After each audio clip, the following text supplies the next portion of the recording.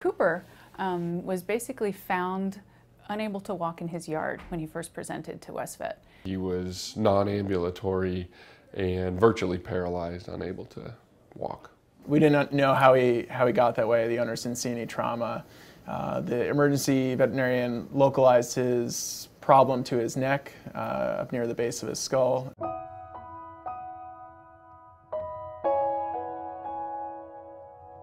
We were having a wood stove installed. It was a hectic day. We were having a wood stove insert put in our fireplace, and we also had a freezer delivered that day.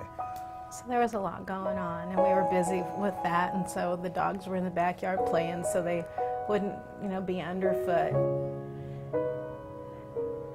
I just went out and found him. He was just laying there, and I thought, well, maybe he's just sleeping, but his eyes open, and I called his name, and his little tail wagged up and down, and I walked up to him, and he tried to get up, and I helped him up, and you could tell, instantly something was wrong. He couldn't coordinate his front legs, and so I just picked him up and carried him to the breezeway and hollered at Mark, and our whole world just stopped right there.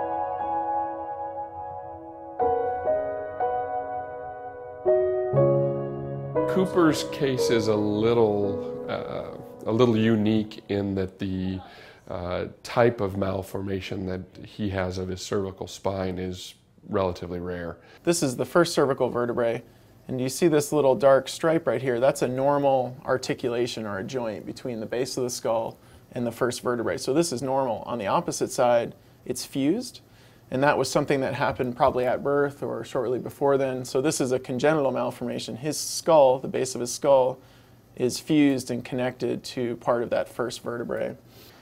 This is something that we see in Arabian racehorses occasionally. When they're born, they can have this sort of malformation, but it's very rarely described in dogs.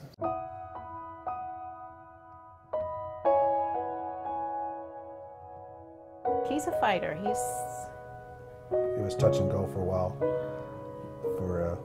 but when we took him home, he was unable to do anything. He couldn't even support himself, and we took him home, and Terry made him a sling out of fabric so we could put him up in the doorway and at least support his weight, and we kept him off of his body so he could feel like a dog.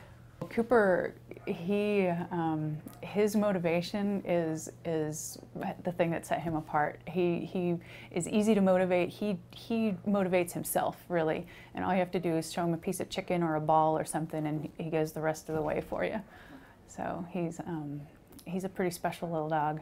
We try to take advantage of what a dog normally does, and dogs, will scratch themselves or lick themselves or, transition themselves from a laying flat down to sitting up sternal. So we have to, move their head, move their legs for them, because he couldn't do any of this at the beginning.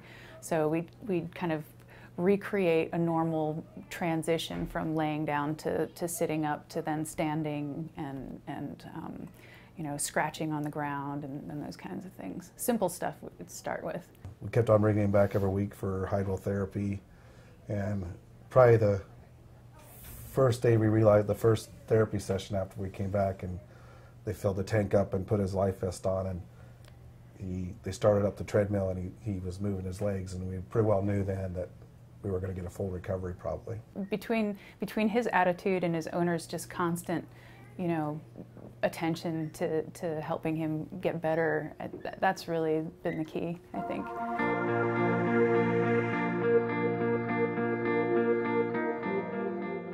Well, Cooper, he's just, like I said, his attitude is so great. He just, everything I ask him to do, he does, and then some.